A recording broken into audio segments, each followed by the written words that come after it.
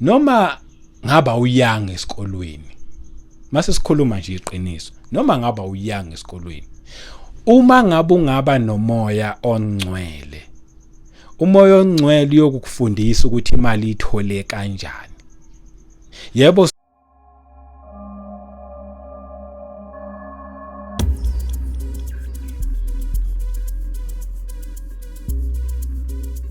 Welcome once again kuKota2 Media igama lami ngumduduzi ngwakashabanga ngibingelele umoya ongcwele okhona phakathi kwethu sibonge umusa nothando sibingelele abangcwele futhi endaweni zonke la kufinyelela khona i-message yeKota2 Media mangabe yaqala nje ukuhlana nale channel yazi ukuthi la ekhaya sikhuluma indaba ezimnandi eyithinta nje umuntu kanye noNkulunkulu akukho kunye namhlanje sizokhuluma zona lezo indaba lezo ngibonge nje kuqala ngama subscribers nonke ngokusubscribe kwenu ngiyabonga ngama comments enu ngama likes ngokushare ngiyabonga futhi kakhulu ngama channel members enikwenzayo kukhulu kakhulu siyabonga kakhulu kanjalo nabo bonke nje abanikelayo futhi kwi bank account ekhona la siyabonga kakhulu konke kuyasiza kulomsebenzi lo esiwenzayo ukuhambisa leli ivangeli siyabonga kakhulu ngekubonakala khona manje kodwa ngelinye lamalanga kuyobonakala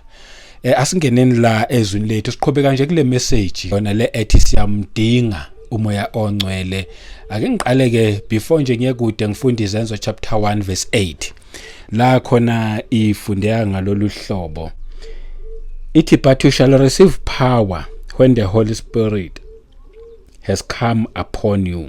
Nyazi ukuthi iyaqhubeka le verse but nje kulamalanga ngima nje kule part ngamabomu ngokholwa ngomoya kaNkulunkulu of course. Ngima nje kuyo nje leyo part leyo ukuthi uma ngabe lithi lelizwi niyakwamukeliswa amandla. Uma ngabe umoya ongcwele esefikile phakathi kwenu noma esefikile kunina niyakwamukeliswa amandla. Kaningi khona lenkulumo le ekhona ethi money is power. Yazi nje kuyasho kanjalo kuthiwe yabona uma ngabe unemali usukunamandla. Wonke umuntu uma ungakubhekisise kahle is fighting ukuthi abe nemali. Wonke umuntu even noma ufunda uya esikolweni yazi ufika uya esikolweni kahle uyofunda and usukuyofundela ukuthi ngelinye lamalanga nawe uyobusebenza umsebenzi othile and in most cases abantu baye babheke uma ngabe beya kwi tertiary level ukuthi umsebenzi abangawenza imuphi ozobabhadala kangcono.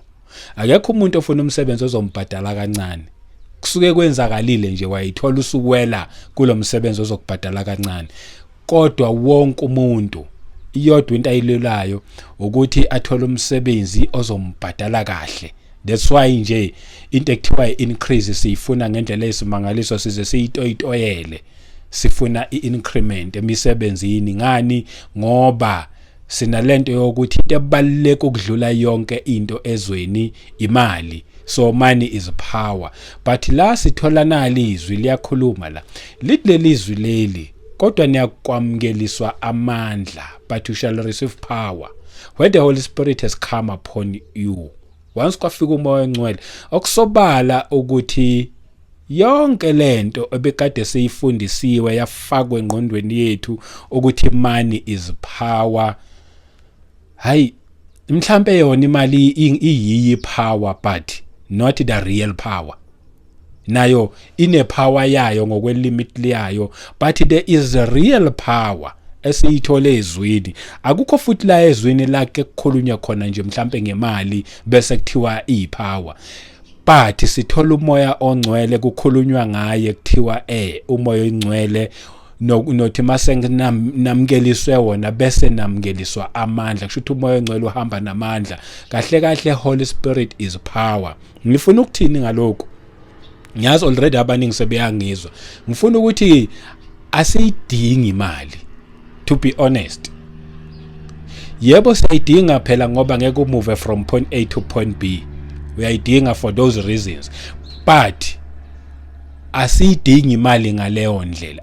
Ikhona into ngempela esiyidinga ukudlula ukudlula yonke into, noma ukhona umuntu esimdinga ukudlula yona leyo mali, and leyo muntu ngumoya ongcwele. Asiyifuni imali but sidinga umoya ongcwele. Ngiyazi ukuthi lesi statement kwabaningi nje ngeke size understandeke kakhulu, kodwa sidinga umoya ongcwele compared to imali. Imali iza kamuva, ikhona ipower yangempela, and leyo power yangempela ngumoya ongcwele, hayi imali. Yazi uma ngizovuka kuLwesine, ngizovuka ekseni, ngike ngakhuluma kwi-previous video ukuthi kaningi uNkulunkulu uma ekhuluma kumina ngisuke ngiphupha. Uyakhuluma kakhulu kumina ngamaphupho, not every day, kodwa uyakhuluma kumina ngamaphupho. So uyayikhuluma le ndaba kumina. Uma eyikhuluma le ndaba kumina kuvela ukuthi kuna this conversation esinayo, but this conversation mangabe sixoxa nami ngingomunye wabantu abathi yes sidinga imali, yebo impela nje sidinga imali. Bese yena athi uma ngabe ekhuluma uthi no, sidinga umoya ongcwele. Umesho kanjalo futhi aqhubeka achaze athi umoya ongcwele uyokufundisa, shothi manje ama reasons ukuthi why sidinga umoya ongcwele. Uthi umoya ongcwele uyakusifundisa ukuthi imali itholakala kanjani. That's number 1 engiyibambile. Umoya ongcwele uyokusifundisa ukuthi imali itholakala kanjani. Aqhubeke athi futhi umoya ongcwele uyokusifundisa ukuthi imali siyisebenzise kanjani. That's statement number 2. Ukuthi umoya ongcwele uyokusifundisa ukuthi imali siyisebenzise kanjani. Okusobala ukuthi khona indlela mhlawumbe siyisebenzisa ngayo wrong, but angiqhubeke. Bese ethi yena abantu abaningi bayisebenzisa imali, futhi asho ukuthi abantu abaningi, uthe abantu bayisebenzisa imali kodwa bayisebenzisa ngendlela wrong. So uthe sidinga umoya ongcwele. Umoya ongcwele uyosifundisa ukuthi imali siyithola kanjani, futhi umoya ongcwele uyosifundisa ukuthi imali siyisebenzisa kanjani. Abantu abaningi, angalokhu ngithi abantu abaningi, abantu abayisebenzisi imali ngendlela efanele. Nakhona lapha ephusheni ngiye ngasukuma ngayomqhawula, ngathi wazwakhuluma amazwi a very powerful. Ngamqhawula kwamnandi khona lapho futhi ngaphaphama. Bekuzi 13 zika March, bekuLwesine uma ngabe ngizovukana lelo phupho lelo. And ukhuluma nje kanje uNkulunkulu kimina already vele ungiphile this message njengoba ngilongishumayela nje ngikhuluma ngendaba kamoya ongcwele. And uma ungakubhekisise kahle ngeke ngaletha ubufakazi obuthile umoya ongcwele ukuthi usivikela kanjani. Ngikhuluma ngeaccident eyacishe yasehlela yeTaxi. Ngabuletha ke nje ufakazi sengibulethile nje sebuthe kubabuningi ke nobunye futhi ngabuletha nje nokuthi uthisha ngaluphi uhlobo kuma video a previous, njengoba manje na ke nje eseyiletha futhi le ndaba ngalendlela ayiletha ngayo. Okungenzeke mina ngaba neunderstanding much better ukuthi ngempela umoya ongcwele uyokusifundisa ukuthi ke manje imali siyithola kanjani. Uma ungakubhekisise kahle abantu abaningi bayithola imali kodwa bayitholi ngendlela eright. Bana kunabantu impela nje sibahloniphayo ngendlela esimangaliso, nje size sifise nokufana nabo kanti imali abayitholanga ngendlela eright. That's why ethi sidinga umoya ongcwele osifundisa ukuthi imali siyithola kanjani. Aphinde futhi aqhubeka athi sidinga futhi umoya ongcwele oyokusifundisa ukuthi imali siyisebenzise kanjani. Ngoba uma ungakubhekisise kahle asikwazi, asinayo indlela thina enobuhlakani bethu ukuthi imali siyisebenzisa ngaluphi uhlobo. Bese yaqhubeka ethi abantu bayisebenzisa imali kodwa ngendlela wrong. Ngiyabuya ke kuleyo part leyo. Uma ukhumbula kahle eBhayibhelini khona indoda ekuthiwa uSolomon. uSolomon wacela ukuhlakanipha kuNkulunkulu evelile kuyena, futhi mawulifunda iBhayibheli lithi uNkulunkulu wavela kuSolomon in a dream. ephupha okusobala ukuthi uNkulunkulu uyakhuluma ngempela ngamaphupho. Nangomunye wabo uSolomoni, uNkulunkulu wavela kuyena ngamaphupho wathi kuSolomoni, ngingakwenzelani? Wasethi yena ucela ukuhlakanipha. Lokho indaba nje le esiyaziyo kakhulu. And mawungakufunde futhi incwadi yama Proverbs uzobona ngempela ukuthi umuntu wabhalela incwadi, because ngayihlalela ngayifunda ngabuka ubuhlakani obukuleya ncwadi ukuthi umuntu wabhalela incwadi is very wise. And ngempela kuyabonakala ukuthi ukuhlakanipha akubhala lapho ayekuphiwa uNkulunkulu. Kimina ke mangilo ngifunda ngaleso sikhathi leso benginayo lento leyo ukuthi kusho ukuthi le wisdom ngoba uNkulunkulu wakujabulela ukuthi uSolomoni acele wisdom, bekufika ukuthi spiritually le wisdom ayecelile nguJesu Kristu, ngoba yena uJesu ukuhlakanipha kwayena uyiwisdom edingwa umuntu wonke. And futhi nezwi liyasho lithi futhi ukuqala kokuhlakanipha kumesaba uJehova. Nje mawuthi ufuna umuntu nje mayethi ufuna ukuhlakanipha kumele asabe uJehova. Yona nto leyo nje foundation ye wisdom, akusiyi education ukuthi umuntu uyiphilosophy uhlakaniphe kangakanani ufunde kangakanani uma engamesaba uJehova lo muntu kithini uhlakaniphile but akahlakaniphanga. Umuntu ohlakaniphile noma ngabe wahlulwa isikole, noma ngabe udeleleke kangakanani, noma ngabe usebenza umsebenzi owubula kangakanani, uma emesaba uJehova lo muntu uhlakaniphile, ngoba lithi izwi ukuqala kokuhlakanipha ukumesaba uJehova. Lithi ke mawulifunda iBhayibheli uSolomoni wakucela lokuhlakanipha and wakuthola lokuhlakanipha. Mase ngiyithola manje lokuhlakanipha ecelile ngumoya ongcwele owakwazi ukuthi afike kuyena amuphe this wisdom. Ngoba uma ngabe ulifunda izwe encwadini kaJohn chapter 14 lapha kuverse 26 lithi lelizwi leli uyakusifundisa konke. Umoya ongcwele liyakhuluma ngaye engutteacher, bese liyaqhubeka lithi uyakusifundisa konke. Bithi liphinde futhi maliqhubeka lithi aphinde anikhumbuze konke enginiyale ngakho. Kusho ukuthi uma ngabe lithi uyakusifundisa konke, hayi ukuthi uyakusifundisa okuseBhayibhelini kuphela, ngoba thina sazi ukuthi umoya ongcwele nje sifundisa okuseBhayibhelini kuphela. Cha, uyokusifundisa konke. That's why simdinga umoya ongcwele, uyokusifundisa nanokuthi imali siyithole kanjani ngendlela eright emehlweni kaNkulunkulu. Uyokusifundisa konke nokuthi siyisebenzise kanjani. Uyokusifundisa konke ngoba abantu abaningi bayisebenzisa futhi abantu bayisebenzisa ngendlela wrong imali. So uyakusifundisa konke, aphinda sikhumbuze konke lokhu uJesu Kristu asiyale ngakho. Uyobuyisa izinto. Ake ngenze nje example, uma ngabe nje sikhuluma ngomoya ongcwele, uma ngabe kuukuthi umuntu olifunda iBhayibheli kuyofika ikhathi la uma khona ushumayele ebantwini, uthi mawushumayele ebantwini uyichaza le ndaba, bese umoya ongcwele akukhumbuza amanye amavesi alinka nale ndaba oyichazayo, olalele ngaleso sikhathi uyasho ukuthi lo muntu waze wahlakanipha, lo muntu unenye wisdom, umani uyakwazi ukuyichaza le ndaba, uyakwazi ukuyifundisa. Umoya ongcwele emkhumbuza, njengokusho kombhalo lapha kuJohn chapter 14 kuverse 26 ukuthi uyakusikhumbuza konke. And liyasho futhi izwi mangabe ulifunda lithi futhi kuyofika ikhathi lapho esoshushiswa khona. Uthi kodwa uJesu Kristu ningakhathazeki makufika lezo ikhathi ukuthi nophendula nithini, ngoba yena uyakusipha amazwi esiyakwakhuluma. Uyokusipha kanjani lamazwi esiyakwakhuluma? Ngomoya oyingcwele ozokusikhumbuza konke. Uyothi ke manje ubuzwe imibuzo, umoya ongcwele afakwa amazwi awubuhlakani kuwena lobo bacelwa uSolomoni, bese ke ngena lobo buhlakani bese uyaphendula.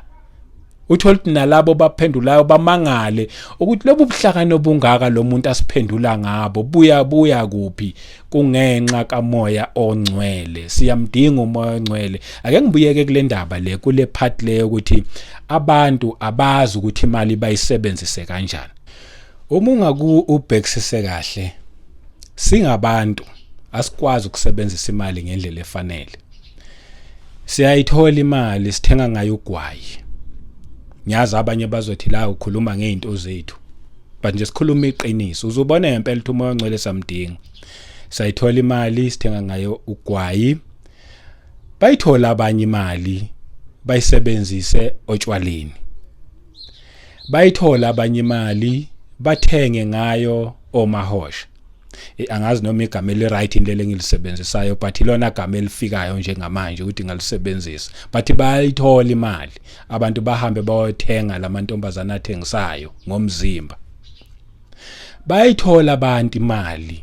Uzubone ngempela ukuthi thina sinalo ulwazi nobuhlakani bokuthi siyisebenzise kanjani. Thina sinento pride eyokuthi ngiyisebenzele kanzima le mali, therefore ngizokwenza nganoma ngabe yini engifuna ukuyenza ngayo. Vele futhi you are entitled emalini yakho ukuthi uyisebenzise ngendlela futhi ongayisebenzisa ngayo noma ngabe isikanjani. Angithi vele usungazange waholwa umoya ongcwele ukuthi uyithole kanjani le mali, so uyithole ngendlela zakho. That's why ke futhi akekho umuntu okutshela ngaleyo mali.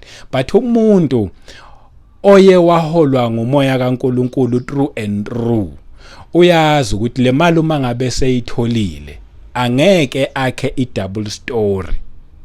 Umakhelwane wakhe engenalo ngisho igate noma ubonda noma behlupheka ke kumakhelwane, thola umakhelwane akanakudla, but wena utholakala wakhe i-double story, wena utholakala wakhe mhlawumbe i-triple story, ushintsha imoto.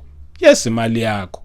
But lokho kuyisign ukuthi asikwazi thina ukuthi imali siyisebenzise kanjani, ngoba kube beziholwa ngumoya kaNkuluNkulu ubezoyifaka lento kuwena ukuthi qala ngomakhelwane wakho kuqala msize, bese nawe uyasiza.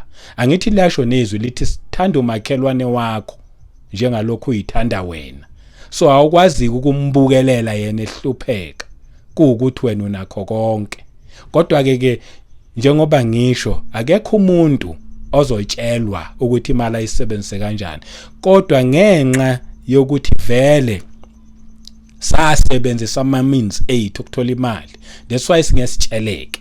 Wonke umuntu ongalalela umoya ongcwele aholo ngumoya ongcwele, lo muntu uzokwazi ukuthi noma eseyitholile imali ayisebenzise ngendlela ezojabulisa futhi uNkulunkulu. Sithini lesi statement uma ngabe sithi sidinga umoya ongcwele ukuze ezosifundisa ukuthi imali siyithole kanjani? Lokho nje kukodwa kwenza ukuthi ube ne-understanding yokuthi okusho ukuthi thina singabantu noma ngaba uyanga esikolweni, mase sikhuluma nje iqiniso, noma ngaba uyanga esikolweni, uma ngabe ungaba nomoya ongcwele, umoya ongcwele uyokufundisa ukuthi imali ithole kanjani. Yebo, sikhule sifundisa ukuthi education is the key to success. Naloyo wasisho leso statement, I believe mhlambe wayefuna ukusho ukuthi education ehambisana nezwi is the key to success. Hayi le education enye, ngoba le enye education ekhanda pride emntwini, imenza ukuthi athi ngasisebenza kanzima, ngahlupheka kanzima, therefore imali yami akekho omunye umuntu odinga usizo lwami okumele ngimsize. Kodwa manje uma ngabe ungakutholele education yokufundiswa ngumoya ongcwele, ngoba lithi izwi ungithisha, okusho ukuthi noma ungazi ungaye esikolweni, isikole ungasazi, umoya ongcwele is capable ukuthi akufundise ungayanga esikolweni ukuthi imali itholakala kanjani. Athi uma ngabe sekufundise laphinda akufundise nokuthi isetshenziswa kanjani. Ungazitholi uyisebenzise ngendlela futhi engafanele, kodwa utholakala uyisebenzisa ngendlela efanele. Okusho ukuthi uma ngabe unomoya ongcwele angeke waswela lutho. Nale mali abantu abayekhalelayo bangakwazi ukuthi babe nayo, baphinde bakwazi futhi bayisebenzise kanjani, bangazitholi sebeyisebenzisa ngendlela engafanele. Ngani? Ngokuthi sikwazile ukuthi sibe nomoya ongcwele. Andeke manje uma futhi usunaye umoya ongcwele, njengoba nje lisho nje izwi lithi umoya wamandla, uyokupha yonke le wisdom le, and le wisdom iyophenduka ibe ngamandla kuwena, and lamandla lawa ayoxaka ngisho nana nezihlakaniphi. That's why ngithi noma ungayanga esikolweni angaxaki izihlakaniphi ezifundile iwisdom le engaxaka nabantu abahlonishwayo mhlambe kwifamily, utholakale wena umuntu kazana nje kwifamily, awuhloniphekile, kodwa wena utholakale unenye wisdom exaka abantu abaningi ukuthi yazi abantu bekuthatha njengozero, mhlambe bekuthi makuhlangena ama families bebengakhuluma bonke but not wena, ngenxa yokuthi nje abantu bazi standards sakho nananomsebenzi owenzayo ukuthi owe value nje le elapha phansi. Uyakwazi uNkulunkulu ukuthatha labo zero labo babantu onothi ama-nothing abantu, uyakwazi ukubathatha belokhu beyi-nothing benjalo, uNkulunkulu abafundise njengoba lisho nje lithi izwi funani iqala umbuso kaNkulunkulu nokulunga kwakhe, konke okunye koza sekunezezelwa. Uma lithi funani iqala umbuso kaNkulunkulu kusho ukuthi sifuna yena uNkulunkulu enguNkulunkulu, sifuna yena eyindodana kaNkulunkulu, sifuna yena engumoya ongcwele, enguNkulunkulu umoya. Andeke manje bese lithi nokulunga kwakhe, bese ke manje sithola ke manje ukuthi senze ukulunga kwakhe, senze intando yakhe sila emhlabeni, bese lithi lelizwi konke koza kusilandela. Konke lokho esikukhalelayo nesikufunayo singakwazi ukuthi sikuthole provided siyamdinga umoya ongcwele, simhloniphe futhi simazi, simrecognize. Kuningi angasenzela khona, ungathi uzero utholakale sewuyi-something, kumangale ifamily yakho ukuthi lo zero lo ufike kanjani kuleya position, lento le uyenze kanjani. Thiwe yazi ngabe siyeza kube lento yenziwe wozibani, but hayi lo, because wena waziwa njengonothi, njengento engekuyenze lento, kodwa manje ngenxa kamoya ongcwele utholakale wenza izinto ezimangaza ihlakaniphi zezwe. Yingakho nje ngithi siyamdinga umoya ongcwele futhi ulokho eyiletha le ndaba esikhuthaza, but iqala kuphi indaba? Iqala ekuthenini wamamukele uJesu abe inkosi nomsindisi wokuphila kwakho. Once wamukela uJesu abe inkosi nomsindisi wokuphila kwakho, istep leso sakho sokuqala umconfesse ngomlomo wakho, uvume ngomlomo wakho, bese ukholwa ngenhliziyo ukuthi uNkulunkulu wamvusa kwabafileyo. Istep leso sokuqala, and once wenza leso step leso bese ke manje wamkela umoya oyingcwele elithi mangabe sefikile kuwena kithina soba namandla. Kulake ke manje uyokwazi ukuthi whatever le obukade ukhala ngayo uzokwazi uyithola, ngoba lithi izwi konke koza kusilandela. Ngeke usaba umuntu enotholakala ukhala ngezinto ezithile, zonke izinto okhala ngazo uzozithola ngoba konke koza kusilandela. Mina nje mhlambe nje sengivala, uJesu ngamamukela ngo2003, ngamamukela futhi ngangisemoli eThe Glen. Ngiyithanda kabi le mall yaseThe Glen, ngangisemsebenzini futhi ngangiyisecurity ngalelo langa. It was on a Sunday, wangena nje lo mjida, wangena nge-entrance, wafika vele ngimfuna uNkulunkulu, wangena nge-entrance, ngangisebenza night shift nje around 6. Mayengena weza kumina wangitshela ngoJesu Kristu, ungithola vele sengiyamdinga lo nkulunkulu. Wathi kumina kulungile uma ngabe ngiyavuma ukuthi ngimamukela abe inkosi nomsindisi wokuphila kwami, mangiphakamisa izandla sikhuleke emall, not esontweni. Ngaphakamisa izandla, ngavala amehlo, ngisemsebenzini. Kuyabonakala ke ukuthi kushuthi ababesebenza emakhamereni abazange bayibone yonke leyo process leyo yayenza, ngoba babeyongibuza ukuthi manje bese kwenzakalani lapha ngoba wena semsebenzini. Akekho wangibuza lokho, kushuthi abazange abakubone lokho.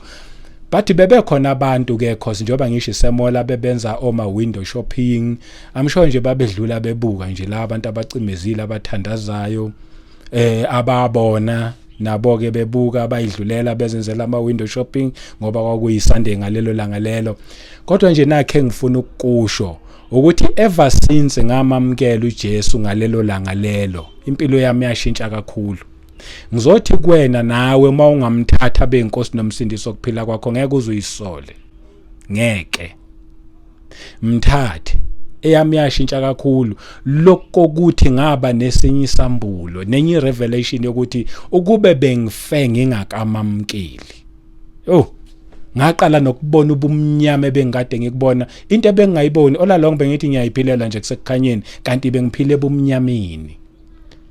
Ngathi mangabe ngithola lokho ngathuka, kodwa ke inkosi yangikwazi ukuthi ingisize. Ngizothi nawe uma usalizwa lelizwi phenduka, isikhathi sisasekhona ngoba ikusasa silazi.